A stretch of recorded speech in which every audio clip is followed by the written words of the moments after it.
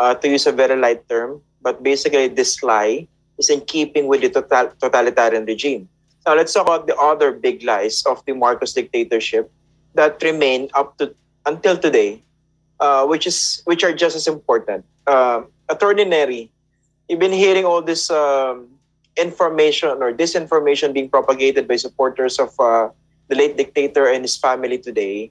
What for you are some of the biggest lies about Marcos, about martial law, that need to be addressed squarely? Well, one of the biggest lies, of course, is the golden age theory they have, that it was the golden age. People are very poor. I'm not going to talk now immediately about human rights violation, just the economic poverty of the people.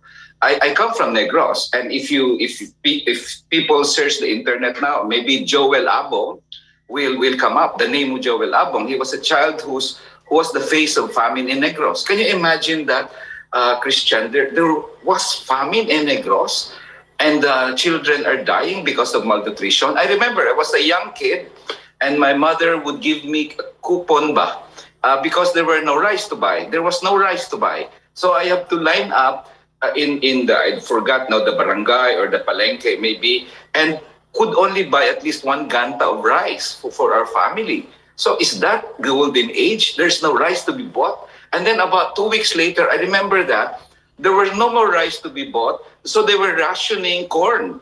And when I brought, the corn at home, my mother cried because she said, I never thought I would feed my children corn. Because, we were kids, we were young, so we were complaining. We don't want to eat corn. We were crying, and so on.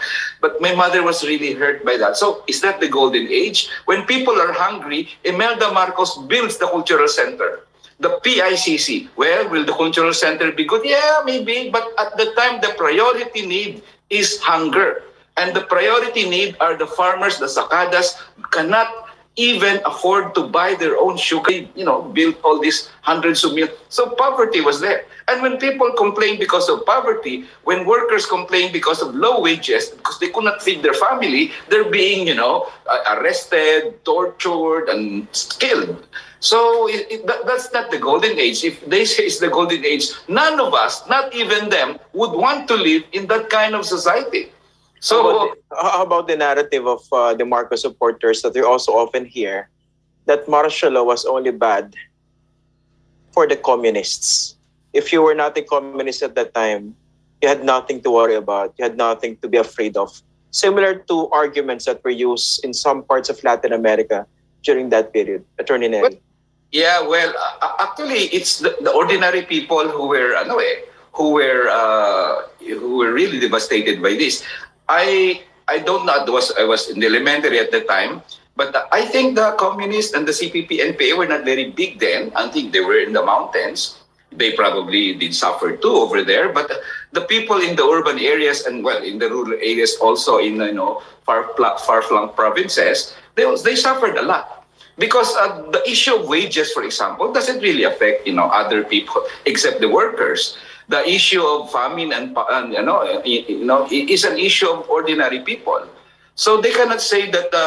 If it is the communists who suffered a lot, 2 million people went to EDSA, 3 million people went to EDSA because of nothing, because trip lang nila na mag-EDSA. No. People go out in the streets risking their lives because you can be shot during that time when you go to rallies.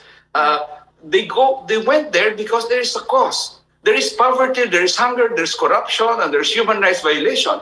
The people will not go out to EDSA and risk their lives of being stepped upon by tanks and shot by helicopters without a cause. So that's really bad for the Marcos apologies to say that EDSA was nothing more than, an overthrow of a good president.